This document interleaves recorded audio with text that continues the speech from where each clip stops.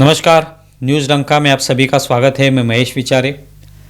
दोस्तों, भारत के प्रधानमंत्री नरेंद्र मोदी अभी पिछले 2 टर्म प्रधानमंत्री रहे हैं। 2024 में जब लोकसभा के चुनाव हुए उसमें भी फिर एक बार नरेंद्र मोदी के नेतृत्व में एनडीए ने सफलता हासिल की और फिर एक बार उनकी सत्ता आ गई। अभी नरेंद्र मोदी जिनका चेहरा 2014 से लेकर आज तक इस चुनाव में एक महत्वपूर्ण चेहरा बना हुआ है, उनकी पार्टी के लिए तो उनका फ़ायदा या वो फ़ायदेमंद साबित होते ही हैं, लेकिन विपक्ष का भी जो टारगेट होता है वो नरेंद्र मोदी होता है।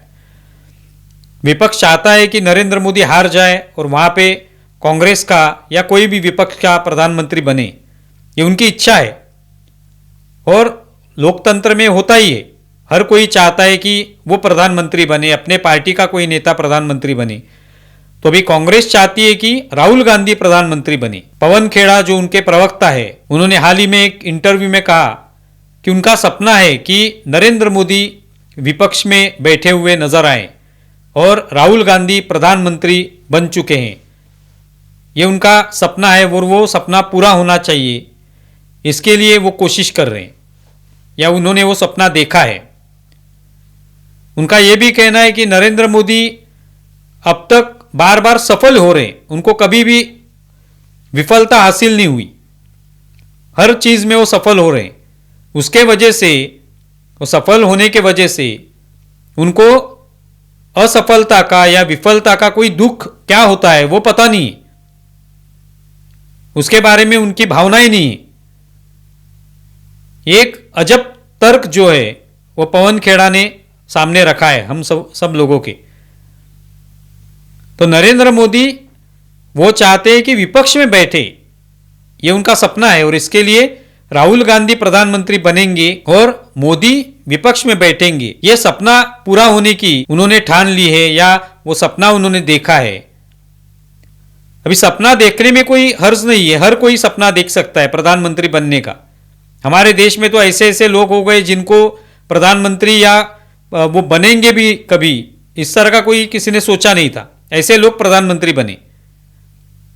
लेकिन नरेंद्र मोदी जो कि गुजरात के यशस्वी मुख्यमंत्री बनने के बाद प्रधानमंत्री बने और सिर्फ प्रधानमंत्री नहीं बने, तो उसके बाद उन्होंने 3 चुनाव जो जीते हैं 2014 से लेकर, वो खुद के बलबूते पर जीते हैं। उसके लिए अपनी एक अलग सोच उन्होंने दिखा दी, अपनी योजनाएं, अपनी कल्पनाएं सामने रखी, देश को कैसे आगे ले जा सकते हैं, दुनिया भर में देश का नाम, भारत का नाम कैसे रोशन हो सकता है, भारत का एक दबदबा कैसे तैयार हो सकता है, इसके बारे में मोदी ने सोचा है और वो हमें दिखाई देता है। आज इकोनॉमी के बारे में भी देखेंगे तो भारत जिस तरह से आगे बढ़ रहा है ये कोई आम बात नहीं है। तो ये नरेंद्र मोदी के नेतृत्व में हो रहा है। तो सिर्फ सपना देखने से और एक कुर्सी पर बैठने से कुछ होगा नहीं, उसके लिए मेहनत करनी पड़ेगी। पवन खेड़ा जो बोल रहे हैं कि नरेंद्र मोदी विपक्ष में बैठे, तो जरूर विपक्ष में उनको बिठा सकते हैं, लेकिन उसके लिए मेहनत तो करनी पड़ेगी। हर जगह पर कांग्रेस क्यों हारती है, इसके बारे में सोचना होगा। तो क्या पवन खेड़ा ये बड़ा चैलेंज स्वीकार सकते हैं कि नरेंद्र मोदी को विपक्ष में बिठाने का? क्या वो राहुल गांधी पर ही निर्भर है कि राहुल गांधी कुछ ना कुछ करें और प्रधानमंत्री नरेंद्र मोदी को विपक्ष में बिठा दे और खुद प्रधानमंत्री बन जाए? राहुल गांधी पर वो निर्भर करता ही है, लेकिन खुद पवन खेड़ा को भी मैदान में उतरना पड़ेगा। सिर्फ सपने देखने से नहीं होगा। आज हर कोई सपना देखता होगा कि मैं कुछ ना कुछ बनूंगा, लेकिन वो बनने के लिए उसे मेहनत करनी पड़ेगी, कड़ी मेहनत करनी पड़ेगी। अपना ध्येय जो है, अपना उद्देश्य जो है, उस दिशा में क्या मेहनत करने से मैं पहुंच सकता हूं, वो ध्येय प्राप्त कर सकता हूं, वो करना होगा। तो कांग्रेस की तो कोई उस दिशा में तैयारी नहीं दिखाई देती। हम लोग देख रहे हैं कि कांग्रेस की तरफ से कोई नई कल्पनाएं नहीं आती, कोई नई चीजें उनकी तरफ से नहीं दिखाई जाती जिसका देश को कोई फायदा हो। उल्टा राहुल गांधी अलग अलग देशों में जाते हैं, वहां पर भारत की बदनामी होती है, भारत की आलोचना वो करते हैं। मोदी के नेतृत्व में भारत कैसे पीछे जा रहा है ये जाकर वो विदेश में बताते हैं। यहां पर भी नरेंद्र मोदी के खिलाफ जो भी राजनीति करते हैं वो सिर्फ नरेंद्र मोदी के खिलाफ करते हैं। कांग्रेस क्या करना चाहती है, कांग्रेस देश को आगे कैसे बढ़ाना चाहती है, ये तो कभी सामने नहीं आता। नरेंद्र मोदी नीचे आने चाहिए, कुर्सी से उतरने चाहिए और राहुल गांधी बैठने चाहिए, इतना ही सपना है। लेकिन उसके लिए क्या करेंगे हम लोग, किस तरह की मेहनत लेंगे, ये कहीं पे दिखाई नहीं देता। नरेंद्र मोदी ने प्रधानमंत्री बनने के बाद जो मेहनत की है वो रंग लाई है, उसके वजह से ही लोग उनको चुन के देते हैं, उनके चेहरे पर भारतीय जनता पार्टी को चुन के देते हैं, उनकी विचारधारा को समर्थन देते हैं।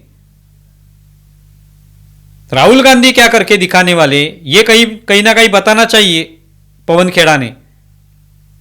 और दूसरी बात, अगर नरेंद्र मोदी को विपक्ष में बिठाना चाहते हैं तो वो ज्यादा महंगा पड़ सकता है कांग्रेस को। अगर राहुल गांधी प्रधानमंत्री बनते हैं और मोदी विपक्ष में जाते हैं तो उसका ज्यादा खामियाजा कांग्रेस को भुगतना पड़ेगा, क्योंकि इतने साल तो कांग्रेस ही सत्ता में रही है, भाजपा ने तो इतने साल विपक्ष की भूमिका निभाई है। पहले 2 सांसद हुआ करते थे, वो आज 300 से ज्यादा सांसद उनके पास जब हुए तो उसमें उन्होंने की हुई मेहनत जो है उसके वजह से ये संभव हुआ।